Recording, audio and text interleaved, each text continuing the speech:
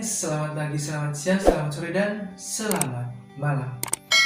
Di video kali ini aku akan menjelaskan tentang kuas. Dan di video kali ini full versi tentang kuas. Bagaimana cara memilih kuas yang bagus, berapa saja ukuran kuas dan fungsinya, dan apa saja fungsi dari kuas tersebut. Saya akan babarkan di video kali ini, dan saya sudah merangkum beberapa artikel. Saya akan bacakan saja biar kamu lebih paham, karena kalau saya langsung ngomong takutnya belepotan.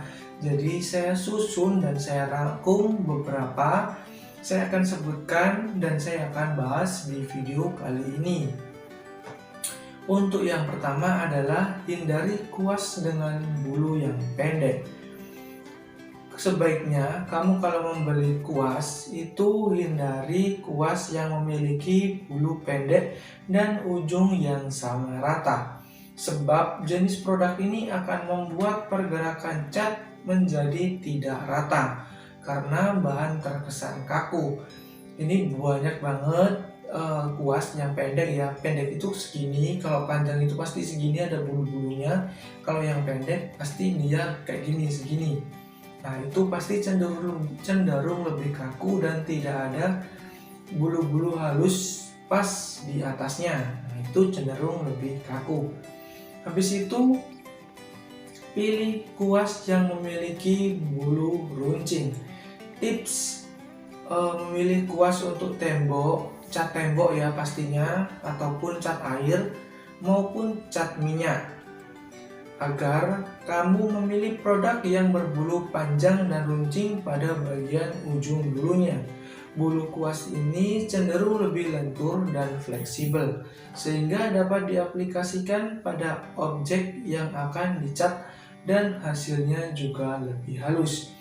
Ini cenderung untuk cat water base ataupun cat solvent base, itu pasti sangat bagus dan pasti sangat lebih maksimal untuk hasilnya. Habis itu pilih bahan sintetis untuk kuas water base ataupun cat yang campuran air. Jika menggunakan kuas water base, maka pilihlah kuas dari bahan sintetis seperti polyester ataupun nilon. Lalu apabila hendak membeli kuas cat minyak, pilih produk dengan bulu yang terbuat dari hewan. Tapi untuk sekarang bulu-bulu hewan semuanya sudah diganti dengan polyester dan nilon. Dulu kuas yang sangat terkenal Eterna itu dulu pakai bulu babi. Itu dulu zaman londo ya, zaman gak enak. Itu sudah dikecam beberapa orang, tidak diperbolehkan lagi, dan sekarang sudah diganti polyester ataupun nilon. Untuk ukuran kuas ini kamu bisa menyesuaikan dengan kebutuhan, sesuaikan dengan permukaan yang akan dicat. Jika kamu hendak mengecat bagian sudut ataupun lekukan, maka pilih kuas yang ukuran kecil. Jika hendak mengecat tembok yang luas, maka pilihlah kuas cat tembok yang berukuran besar. Seperti itu. Habis itu saya akan sebutkan tentang ukuran-ukuran daripada kuas tersebut. Paling kecil kuas adalah 1 inci. Kuas dengan ukuran ini biasanya digunakan untuk mengecat bagian-bagian yang sempit ataupun yang kecil, seperti ukiran ataupun seperti list. Nah, untuk ukuran 2 inci ataupun berukuran 5 cm, kuas ini lebih banyak digunakan untuk mengecat permukaan yang lebar, seperti mengecat meja, mengecat kursi, mengecat pagar, juga mengecat pintu seperti itu. Kamu bisa gunakan kuas 2 inci. Untuk yang selanjutnya adalah ukuran 3 inci atau 7,5 cm. Kuas ini cukup besar dan bisa digunakan untuk mengecat tembok ataupun mengecat besi.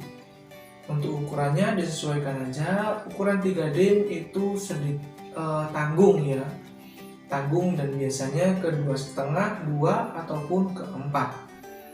kuas ukuran 4 inci ataupun 10 cm. Kuas ini lebih banyak digunakan untuk tembok dan permukaan yang besar dan pastinya yang lebar. Dengan ukuran tersebut, kamu harus mengetahui dinding ataupun bagian yang akan kamu cat. Kalau kamu mengecat tembok kayak di belakang saya ini, gunakan kuas 4 dim ataupun 5 dim ataupun 5 inci, 4 atau 5 inci. Itu akan sangat cepat sekali. Kalau kamu mengecat tembok sebesar di belakang saya ini dengan kuas 2,5 ataupun 2, itu memakan waktu yang sangat lama, seperti itu. Habis itu saya juga akan membahas tentang fungsi-fungsi kuas tersebut. Untuk yang pertama adalah kuas ujung bulat runcing. Nah, kuas ini biasanya digunakan untuk dasaran dalam melukis, membuat gambar-gambar detail, dan juga mengisi warna-warna pada bidang yang sempit. Daya tampung dari kuas jenis ini cukup baik, jadi kamu dapat memberikan garis-garis tipis pada gambar dengan kuas ini. Biasanya produk ini digunakan untuk kuas cat air yang memiliki karakteristik painting yang tidak terlalu tebal. Kamu bisa melukis menggunakan kuas ujung bulat runcing seperti ini, melukis di kanvas, melukis di tembok, ataupun melukis di mana saja, ataupun bisa juga dibuat ataupun dipakai di ukiran-ukiran. Untuk berikutnya adalah kuas sapu. Jenis berikutnya barangkali jenis kuas yang paling banyak banget dan paling sering digunakan, yaitu kuas sapu. Fungsinya untuk membuat garis-garis kaku, menyudut, dan tebal.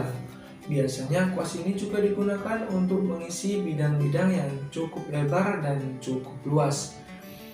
Nah, seperti itu. Untuk kuas sapu sendiri biasanya paling banyak itu pakai jenis ataupun merek Eterna. Merek lainnya banyak, ada MDN juga ada. Selanjutnya adalah kuas kipas. Produk yang memiliki bentuk seperti kuas seperti kipas ini biasanya digunakan untuk memperhalus lukisan.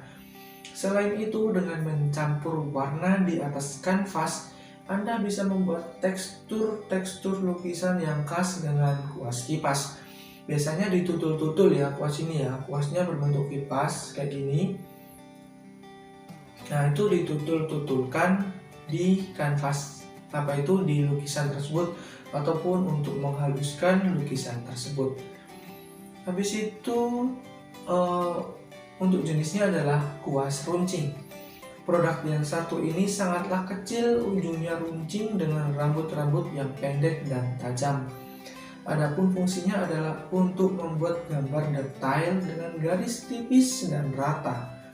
Tangkai dari kuas runcing ini biasanya juga pendek, tujuannya untuk membantu pelukis membuat garis lebih rapi lagi. Nah, ini pelukis-pelukis yang handal biasanya tahu.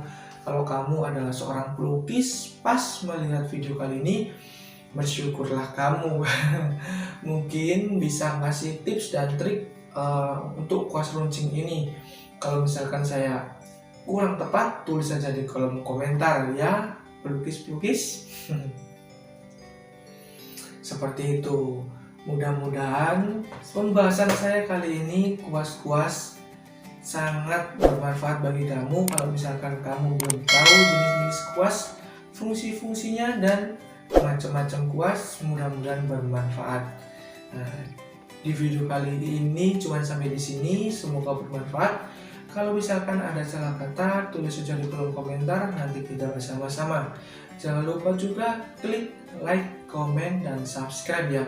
Kalau memang channel ini bermanfaat, loncengnya dibunyikan, dan juga jangan lupa klik bagikan. Siapa tahu ada orang-orang ataupun teman-teman dekat ataupun keluarga kamu yang belum mengetahui jenis dan fungsi daripada kuas.